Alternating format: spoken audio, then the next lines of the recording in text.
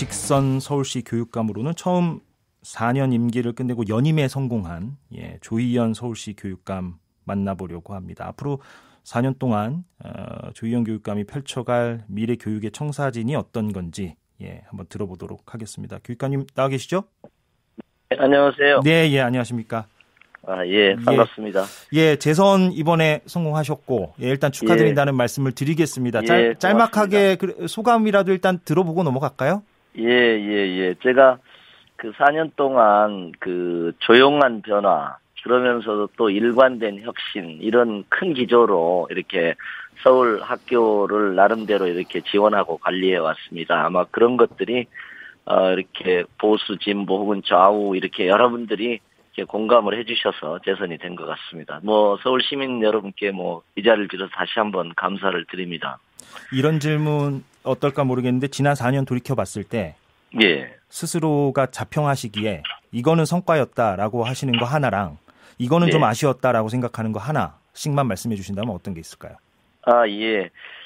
큰 틀에서는 저희가 이제 혁신교육이라는 이름으로 저희가 이제 혁신교육 4년을 이어져 왔고, 앞으로 미래교육 4년을 이어간다, 이렇게 이제 저희가 표방을 하고 있습니다. 그래서 크게 보면은 사교육의 비중을 줄이고 공교육을 강화하는 겁니다. 저희가 여러 정책이 다 그것과 연관돼 있고요. 그렇죠. 또 한편에서는 이제 공교육을 또 미래를 생각하면서 미래지향적으로 이렇게 풍부화하는 그런 게 이제 저희가 주어진 과제입니다. 그래서 이런 특별히 이제 앞에 과제, 공교육 강화라는 과제를 중심으로 지난 4년 동안 여러 가지 다양한 교육 프로그램들을 이제 해왔고요. 그래서 중학교 협력 종합예술, 초등학교 안성맞춤, 그리고 이제 일반고 전성시대 정책, 유치원에서는 공영형 유치원, 사립유치원 모델, 이런 여러 가지들 나름대로 노력을 해왔고요. 이제 부족한 점은 제가 일반고 전성시대, 그러니까 고등학교 공교육에서 서민의 자녀들이 다니는 일반고가 확실히 중심에 선다. 그게 이제 고등학교 공교육 강화의 중요한 목표였는데요. 이게 이제 자사고나 외고나 이런 어떤 고교 서열화 시스템 자체를 개선할 수 없었기 때문에 어떻게 보면은 이제 충분히 일반고 전성시대를 충분히 열지는 못한, 일반고가 나름대로 좀 내적으로 강화되고 전반적으로 고교 서열화 체계에서 보통 이제 고등학교가 특목고, 외고, 자사고, 일반고로 돼 있는데요. 나름대로 이제 일반고의 공교육이 조금 강화된 측면은 있습니다. 그리고 초등학교, 중학교는 많이 강화됐고요. 그런데 이제 그런 고등학교 공교육에 있어서 여전히 가야 할 길이 많다, 이렇게 생각하고 있습니다. 지금 교육감님께서 말씀을 꺼내주셔서 여쭙자면 지금 자율형 사립고 문제라든가 외국어고 폐지 문제와 관련해서 언론 보도가 많이 나오고 있고 학부모들도 여기에 관심들을 많이 갖고 있지 않습니까? 여기에 대한 일단 교육감님의 생각은 어떤가요? 그래서 저는 이제 자사고 폐지를 4년 기간 내내 제가 전면화했고, 그것이 나름대로 국민적 공감대를 얻으면서 문재인 정부 공약까지 이제 갔죠. 그래서 교육부에도 기본 공약이 지금 돼 있습니다. 그래서 저는 이제 이 문제에 대해서 어느 정도 이제 이번 지자체 교육감 선거에서 또 진보교육감이 대거 당선된 그런 것들 염두에 놓을 때 저는 김상곤 장관 교육부와 문재인 정부가 이 문제에 대해서 조금 전향적으로 담대하게 나갈 수 있겠다. 그리고 저희 또 서울교육청이 그런 점을 좀 뒷받침할 수 있겠다, 이렇게 생각합니다. 그래서 자사고 폐지 문제에 대해서 정부 공약인 만큼 반대를 두려워하지 말고 일부 반대는 있을 수밖에 없는 거지만 강력하게 추진하자, 이렇게 입장을 갖고 저는 시도교육청의 권한이 자사고 외고 폐지 권한이나 자사고 평가의 전면적인 권한이 지금 시도교육청으로 이관되게 돼 있습니다. 큰 방향은. 그래서 조속히 이관이 되면 좋겠다. 그러면 서울교육청에서 주도적으로 제가 하겠다, 이런 입장까지도 갖고 있습니다. 그럼 그 이관이 언제쯤 가능할까요? 좀 교육부와 얘기를 하신 게 있습니까? 논의를 사실은 원래 한 80가지 정도 그 권한이양, 왜냐하면 이제 교육자치, 이제 지방 분권의 큰 흐름에 맞춰서요. 교육 영역에서도 이제 분권화의 방향 같은 게 있습니다. 교육자치, 학교자치를 확대하는 큰 방향이 있습니다. 학교의 자율성 그리고 선생님들의 자율성을 확대하는 큰 방향이 있고 한 80여 가지 의제 중에 그 문제도 있는데요. 그래서 좀 더 속도 있게 하면 좋겠다 이렇게 생각합니다. 근데 뭐 일정이 정해져 있지는 않습니다. 그런데 교육감님께서는 그 속도를 좀 강조하시고 언론에서 이제 인터뷰하신 내용 보니까 앞으로 1년이 이제 개혁의 골든타임이다 이 말씀도 하신 걸로 제가 그렇게 봤습니다. 그렇습니다. 그런데 교육감님은 그렇게 속도에 대해서 강조점을 두고 계신 반면에 지금 교육부는 어떻습니까? 그 분위기가. 그러면 거기에 그러니까 이제 좀 조율이 잘 돼야 될 텐데. 자사고 외고의 개선 방향에 대해서는 이제 낮은 수준에서는 이제 동시전형 방안이 있습니다. 그러니까 다른 학교 유형들하고 그러니까 자사고 외고 일반고가 동시에 지금까지는 이제 다 자사고 외고나 특목고가 전기거든요. 그러니까 이제 다 선택할까 하고 거기 떨어진 학생들이 후기에 일반고를 가는 거죠. 옛날에 이제 전기 후기를 생각하시면 될 것 같아요. 그래서 이제 그 부분은 그 낮은 수준의 개혁은 이제 추진이 되고 있고요. 그 다음에 중간 수준의 개혁이 완전 추천제입니다. 이번에는 이제 조영달 후보께서도 이 부분을 주장하셨고요. 그 다음에 이제 높은 수준은 자사고의 제도적 폐지입니다. 그래서 일단 낮은 수준만 채택을 했고 중간 수준과 높은 수준의 자사고 외고 개혁 방안에 대해서 교육부가 좀 적극적으로 나서면 좋겠다. 우리가 이제 그게 나서는 게 권한을 시도교육청으로 이관하는 것이 될 것 같습니다. 그러면은 말씀하신 그 골든타임 1년 안에 중간 수준과 높은 수준까지도 달성될 것이라고 예상하십니까? 달성될 것이라고는 예상을 못하고요. 저는 이제 이관 문제는 의지와 결단이 있으면 된다 이렇게 생각합니다. 그래서 저는 뭐 시행령이라는 게 보통 고치려면 한 3개월 공고하고 뭐 이렇게 해서 한 5, 6개월 걸리는데요. 뭐 저는 뭐 내년 초까지라도 정말 될 수 있으면 좋겠다 이렇게 생각을 하는데 사실 교육부의 자사고 외고 개선 정책에는 이 부분이 아직은 지금 좀 불투명합니다. 그래서 좀 제가 이렇게 좀 공개적으로도 적극적으로 말씀을 드립니다. 저희가 김상곤 총리의 말도 한번 좀 들어봐야 되겠네요. 그러니까 향후 인터뷰를 통해서요.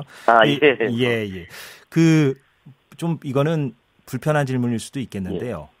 이번 선거 기간에서도 좀 보수 진영에서 그런 공세가 있었고 일부 자사고나 외고 폐지에 반대하시는 분들도 이 부분에 대해서 이제 언급을 하시기 때문에 제가 질문을 드려야 할 것 같습니다. 그러니까 교육감님의 그 아들분들, 두 아들분들은 이제 외고를 졸업을 했는데 외고고등학교를 나왔는데 정작 이제 외고고고 폐지를 주장하니까 여기에 대해서 이제 이른바 뭐 자격론을 얘기하는 공세가 분명히 있어 왔어요. 여기에 대해서는 어떻게 말씀하시겠습니까? 뭐 그 자격론을 얘기하면 어떤 개혁 방안을 추진하는데 그걸 추진하는 사람이 정말 적정하냐, 부족하지 않냐 이런 부분에 대해서는 저는 뭐 제가 겸허하게 비판을 받아야 될 것 같습니다. 이제 외고 나왔는데 자사고 외고 폐지를 하니까 그 점은 제가 부족하다는 걸 인정하고요. 또 죄송스럽게 생각하고요. 이제 단지 문제는 그러면 자사고 외고를 나온 자녀를 둔 부모는 다 영원히 자사고 외고 폐지를 지지해야 되느냐. 저는 그렇게 반문을 하고 싶은 점이 있어요. 예를 들면 우리가 조선시대 말이나 이 근대로 넘어오는 과정에 보면 양반제도 폐지를 양반 출신이 주장할 때 이게 더 설득력이 있고 힘을 갖게 되는 거거든요. 왜냐하면 서민이나 천민이나 중인들만 양반제도 폐지를 주장한다고 하면 그게 공감대가 적은 거고 저희처럼 오히려 저는 이제 그렇게 역으로도 양반 출신이 양반제 폐지를 주장하는 게 오히려 시대적 흐름이다. 오히려 그게 전향적으로 사회가 발전하는 거다. 저는 오히려 그렇게 말씀을 거꾸로 좀 작은 목소리로 그렇게 작은 변론의 말씀도 드리고 싶습니다. 일단은 무슨 말씀인지는 알겠습니다. 제가 두발복장 자유화 문제로 넘어가서 얘기를 좀 이어가도록 하겠습니다. 어제 저희 그 KBS 교육부 교육 담당 기자들하고도 인터뷰를 하신 걸로 알고 있는데 일단 두발복장 자유화 문제와 관련해서 공론화 제도를 도입해서 결정을 하겠다는 입장이신 것 같아요.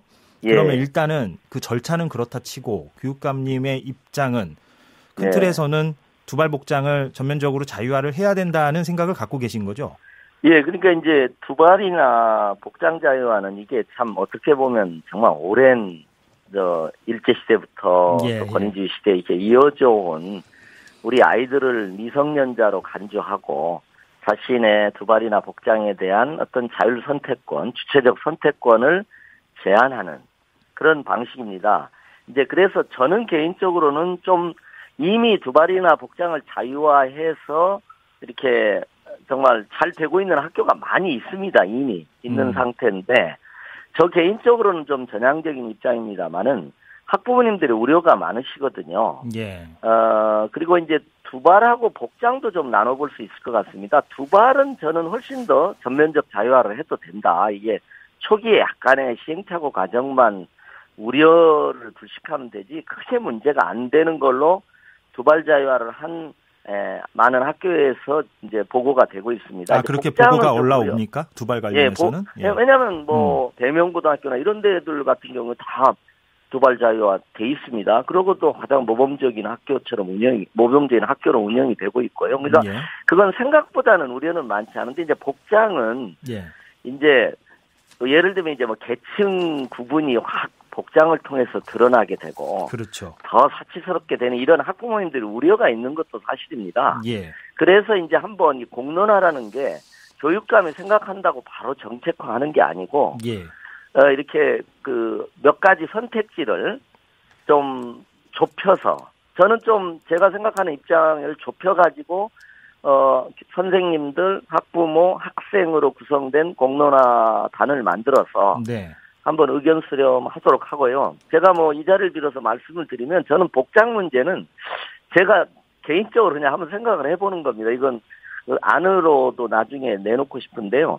상위 정도만을 그러니까 학부모의 복장 자유화에 대한 우려가 있으니까 상위 정도 특히 이제 여학생들은 뭐 바지냐 뭐 치마냐 이런 문제도 있으니까 상위 정도만 교복으로 하고 그것도 색깔을 좀 다양화하고 그리고 나머지는 자유화해버리는 뭐 이런 중간안도 있을 거고 다양한 방식을 한번 토론을 해보자. 우리 시대에 맞는 우리 학생들을 지금처럼 미성년자로 놓고 규제하고 이렇게만 생각하지는 말자. 이렇게 저는 생각을 갖고 있습니다. 그런데 상위만 교복으로 하고 하위만 자유화를 하면 학생들 입장에선 그게 자유화가 된 거냐 이렇게 받아들일 수도 있지 않을까요? 네, 그러니까 이제 되게 그러니까 저는 완전 자유화도 의제로 하고요.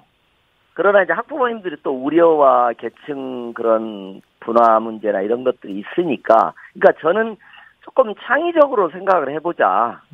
는 생각입니다. 그래서 저도 입장을 열어놓고요. 이제 단지 제가 이제 이 말씀을 드린 이유는 복장의 전면 자유화에 대한 학부모의 우려나 일반 시민의 우려를 제가 인지하고 있다는 걸 말씀드리는 것입니다. 그런 취지 제가 꼭 그렇게 하자는 의미보다 무슨 말씀인지 알겠습니다. 그런 견해를 갖고 있다는 차원이 아니라 여학생들이 이제 예를 들면 뭐 체육복 그냥 입고 겨울에 등교하게 해달라든지 그다음에 바지를 자유롭게 입는다든지 이런 또 요청도 많아요. 이제 그런 의미에서 보면 그런 정도의 문제는 좀 해결할 수 있지 않을까 하는 생각을 제가 해보기 때문에 이제 그렇습니다. 그러나 완전히 열어놓고 한번 공론장을 만들면 좋겠다 이렇게 생각을 합니다. 그럼 아까 말씀하신 대로 그 공론화 과정을 그 관계자들, 그러니까 학생을 포함한 그 관련자들이 다 꼭 들어가야 되죠. 그렇죠, 들어가야 되겠죠. 관련자들이 다 들어와서 이제 논의를 하면 거기서 어떤 결론이 나오든 당연히 그래야 되겠죠. 교육청 입장에서는 받아들이시겠다.